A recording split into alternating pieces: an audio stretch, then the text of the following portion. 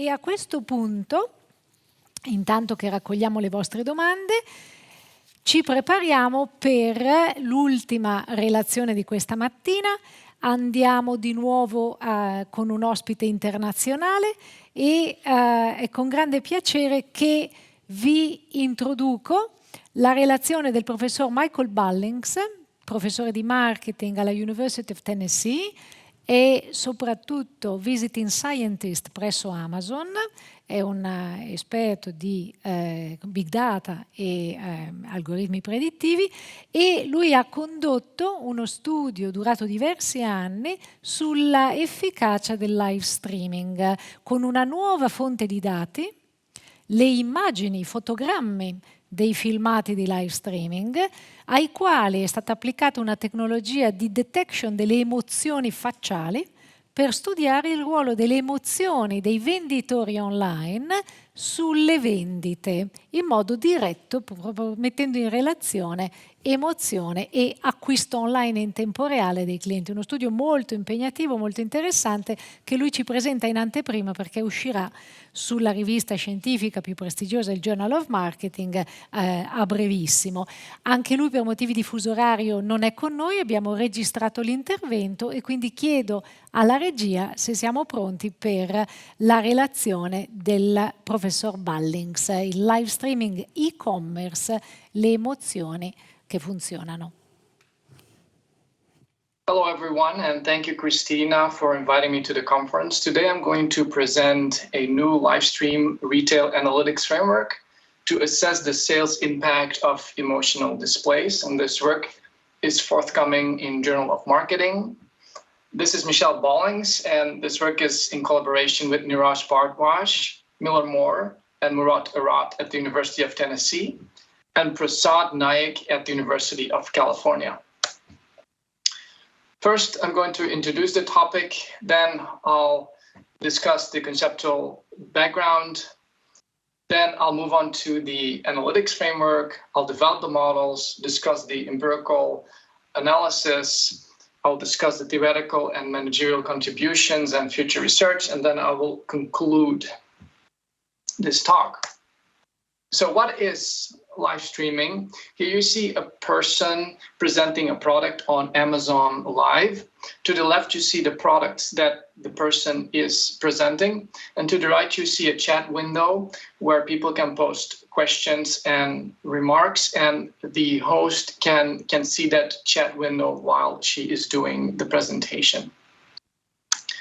So what are some prominent live streaming platforms? Of course, there's Amazon Live, but there's also Facebook Live, and there's also Facebook's push into e-commerce post iOS 14.5, where Apple is restricting Facebook's tracking of people outside of the app. There's also Taobao Live with a gross merchandising value of 62 billion in 2020. But there's also QVC and ByteDance. And ByteDance, which is the owner of TikTok, is breaking new ground with 27 billion in GMV in 2020, 1 million sellers, 600 million daily users, tie-ups with Walmart and Shopify, and around-the-clock technical assistance for sellers, and even coaching on marketing and shooting quality videos. And that last comment is really of great importance because they are really asking the question, how do we make live streaming better? And of course, there's a lot of things that can be done. You could look at the background that the salesperson is using. You could look at colors. You could think about music. But here we're really focusing on the emotions. And what should stand out here is that this is a little bit of a strange emotional display by the salesperson. And here is another. It is quite atypical to see that during a sales presentation. And then a third one. So what the point here is, what I'm trying to convey is that there are sometimes some strange emotions on display. And the question then is, how do these emotions impact sales of the product? So how do we make live streaming better? Well, to the best of our knowledge, no study has assessed the sales impact of product price, sales force, advertising and promotion in the presence of a salesperson's face and emotional displays. So we want to address the following knowledge gaps. Do salesperson's emotions in live stream presentations impact sales? And if yes, to what extent? How do these effects of emotions vary over an item's presentation span? And what is the optimal allocation of face presence and emotions over the presentation span? To answer these questions, we collaborate with a live stream retailer broadcasting 24/7, deploying hosts to make presentations, collect payments, and ship orders by mail.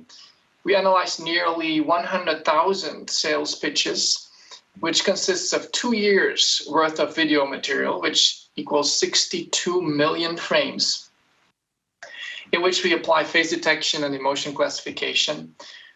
We extract 6 emotional displays: happiness, sadness, surprise, anger, fear, and disgust. And we match these emotional displays with how long the item has been shown, the date, time on which each item was shown, the product category to which it belongs, number of units sold, the price, and shipping fees, whether they were charged, yes or no. All right, so let's discuss the conceptual background. First of all, what are facial expressions? There's a multitude of ways to look at this, but the way that we adopt is that facial expressions are really tools for social influence. The way you want to think about this is if a person smiles or shows anger or fear, it is really a tool to get something from the receiver. And so it is really about strategically deploying emotions to elicit a desired response from the receiver. From that perspective, a sender may try to mask true intentions, and there is the emotions as social information model that asserts that buyers scrutinize the seller's expressions in commercial exchanges in order to discern the strategic intentions of that seller. From that perspective, in that light, Wang et al. Show that sellers having a broad smile are perceived less competent. And then there's also work that finds that displays of intense happiness by customer-facing employees can undermine trust and reduce satisfaction. Hence, we arrive at the conclusion that salespersons try to or send emotions in an attempt to elicit a response, and customers make inferences about that attempt. And once these inferences have been concluded, the consumer will do one of 3 things. The first thing is to move toward. And what does that mean? Well, the customer will engage with the seller and cooperate with the seller and buy. There's also move away, where there is a slightly negative emotional reaction, but it is not so negative that the interaction is closed off completely. And then there is move against, where the consumer is going to have a strong emotional reaction towards the influence attempt and seek to terminate the interaction completely. Next, I'm going to discuss the Livestream retail analytics framework. What are some of the desired properties of our framework? Well, we want to avoid bias, and therefore the framework should have the ability to analyze unobtrusively generated data. That means no simulated interactions in the lab and no surveys that relies on self-reports. It also should be fully automatic and have the ability to analyze large-scale data. So that means no manual observation and coding of facial displays. It should be able to handle large sample sizes and a broad spectrum of all the emotional displays, the basic human displays of emotion. And it should solve for a hard business metric, and we use sales transactions at the response variable. Here is an overview of our analytics framework. So we start with the transactions data, and we create a data matrix with quantity of the items sold. That is our variable of interest. And input variables are the price, duration, shipping, cost, and product category.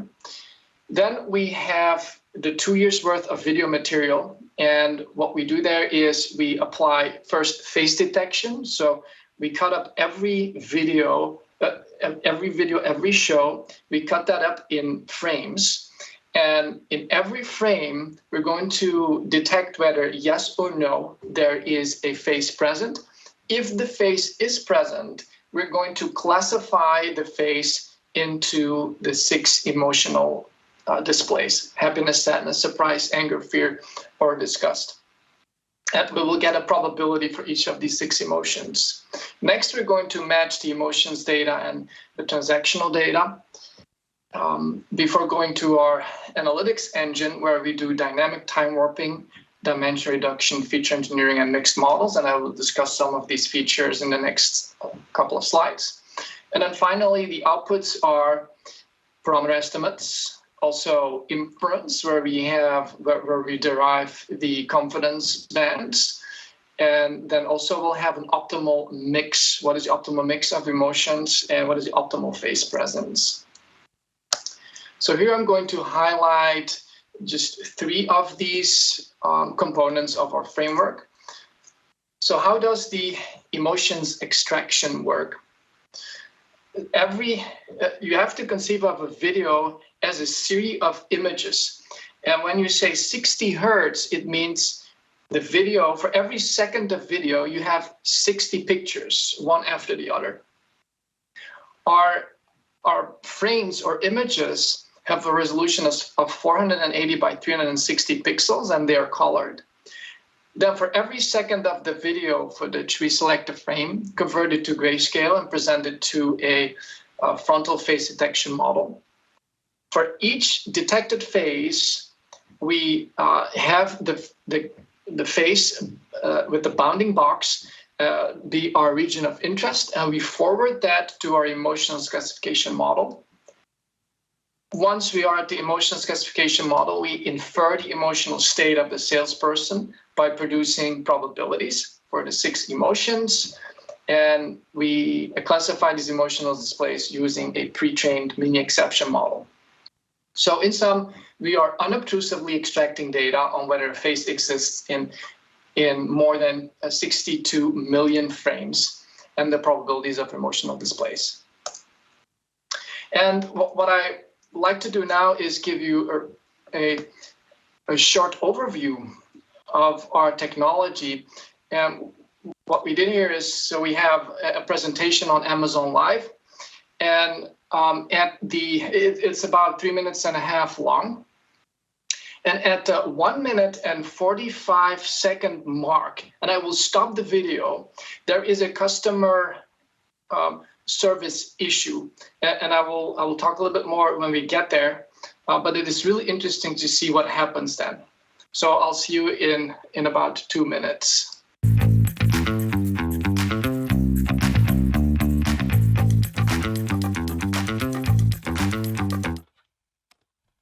This is on sale, this mirror. I can't even tell you how many times people ask me about this mirror when I'm doing my streams. It is constant for a good reason. Okay, first of all, just so you know that there's a ton of different versions of this mirror on Amazon. I've seen most of them. They are almost all the same. So what I'm showing you is what you're going to get, okay? It is on sale today. A few reasons why I love this. First of all, the compact design. It sits on your counter, very slim, very compact, will not take up a ton of space if you do not have a ton of counter space.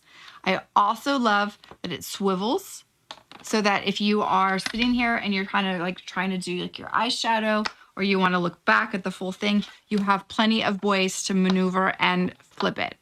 It also opens so that you have a great wide working space. Ooh, look at the fingerprints on that bad boy, not good.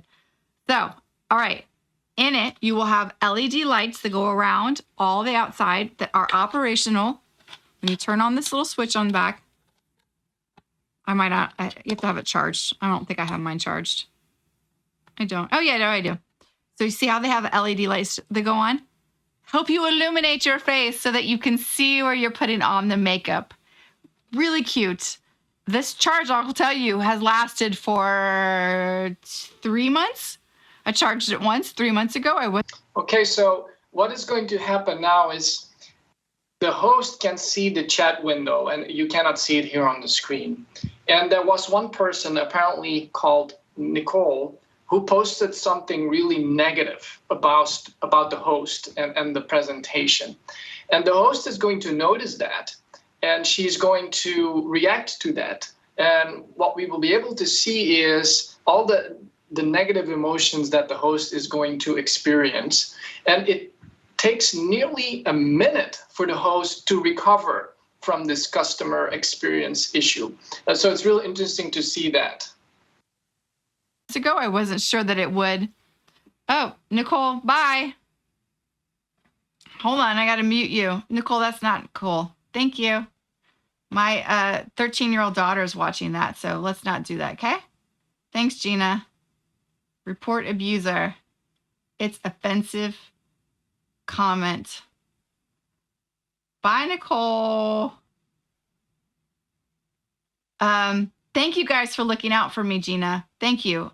A few of you guys also did that. I really appreciate it. Sometimes it's hard for me to multitask, but what's wrong with people? Okay, back to the mirror.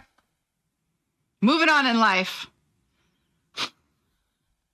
I think people think that it's not live. I think that they don't know I can see it, and they just have no shame in their lives. But all right, this is the mirror. It has LED lights on it that go around that are controllable with this right here.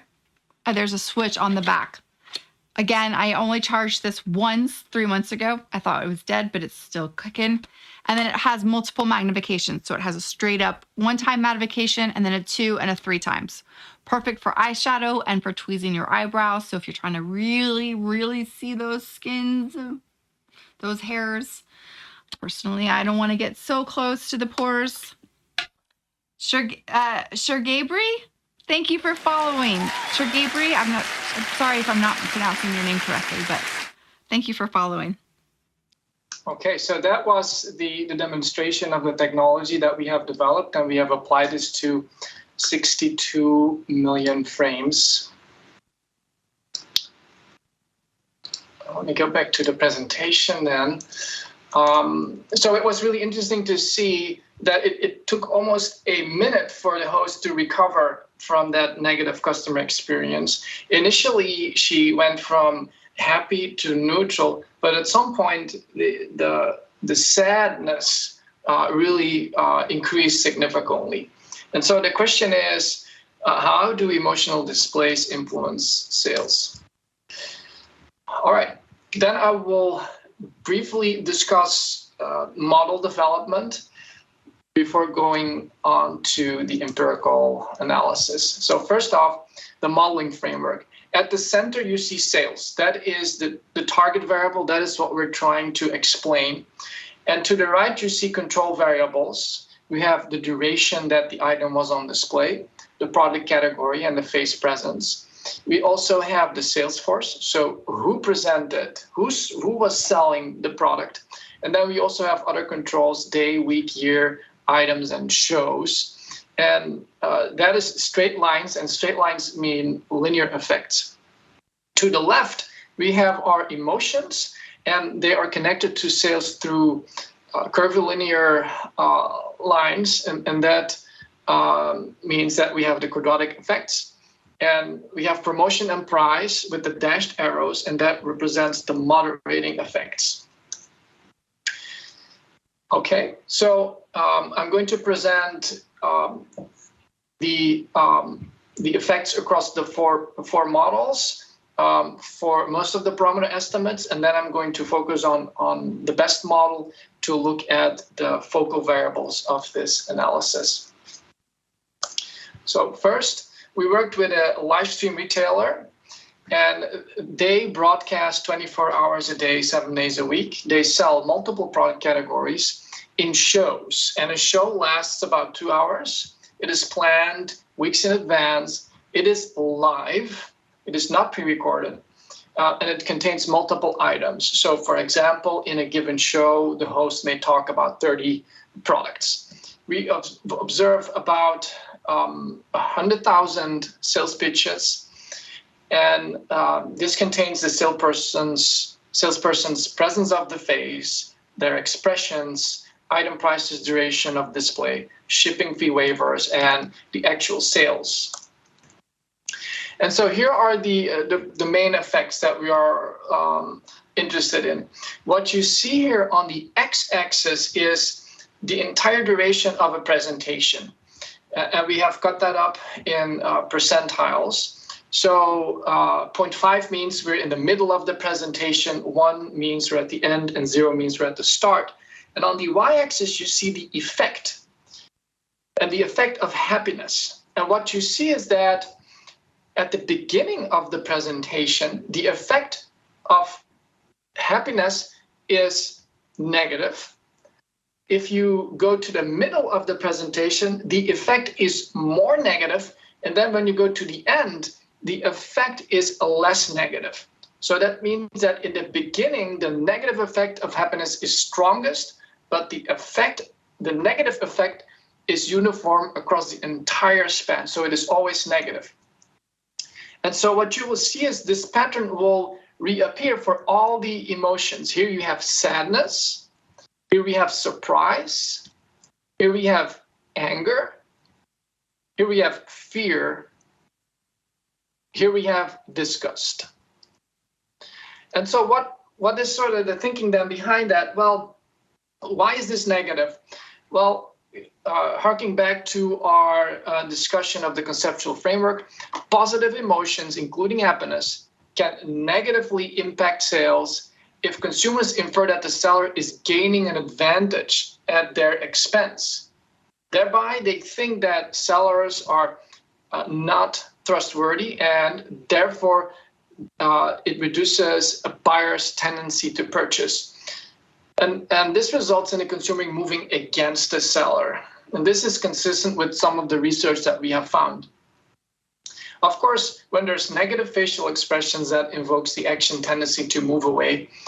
And so the really surprising finding is that you would think that smiling would improve sales, would increase sales. Here we have large-scale evidence that even smiling is bad. And so we caution against emotional displays in live stream retailing. Then you may ask, well, what accounts for the U-shaped effects?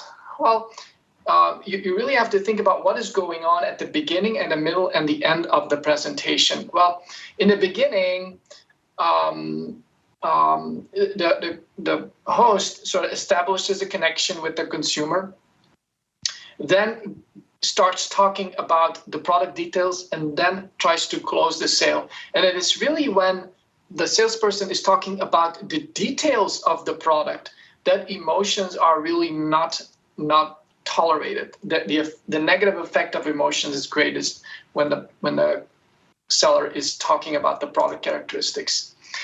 And then we have these nonlinear or these moderating effects by price and by free shipping. The first thing you want to notice here is, of course, that the higher the happiness, the lower the sales. That's consistent with what we found.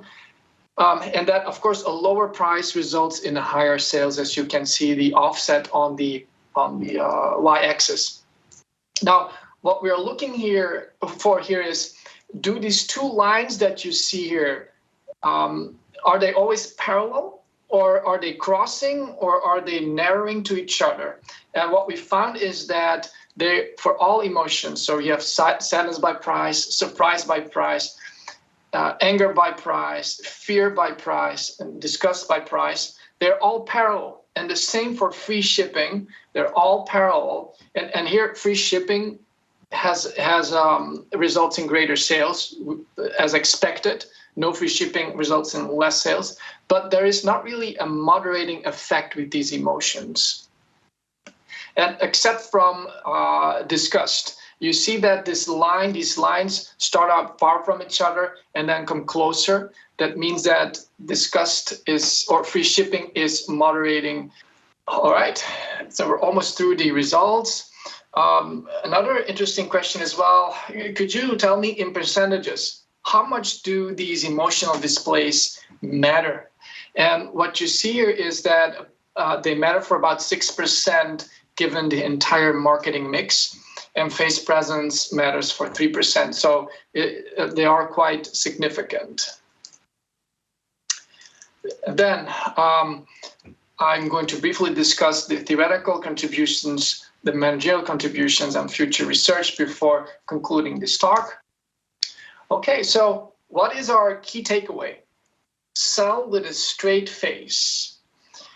This is really very consistent with the journalist approach. And here you see a famous journalist called Anderson Cooper, and he always has this stoic expression, never smiling, never any emotion, really, really straight face. And that's how we recommend that salespersons do their selling.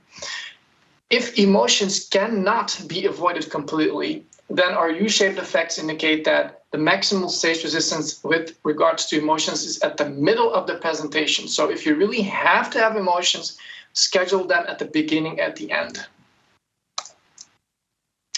What about future research? Well, there's a lot of other things that we could be doing. We could be looking at the content of the video, apart from the emotions. We could be looking at two-way communication, so include the chat window and analyze the text. We could be looking at the authenticity of emotions. We could be looking at the stream background, lighting, colors, movement. And we could also analyze voice. What is the tone and what are some of the words that the salesperson is using? All right, we're almost there. So remember to sell with a straight face. We have presented our retail analytics framework, and the way we intend to use our technology, the technology that we have developed, is somewhat similar to analyzing games, sports games, after the fact. For example, here you see a screenshot of a soccer game, and what you really see here is this analysis. And they use that to make the teams better, to learn from that. So what we have developed is this tool where we can load these videos, and then you see what is the emotion over time and how does that impact sales. And then our tool flags problematic frames in the video so that the salesperson can go back, look at where it went wrong, and learn how to improve sales in the future. All right, that is all I have for you. I'll be glad to answer any questions that you may have.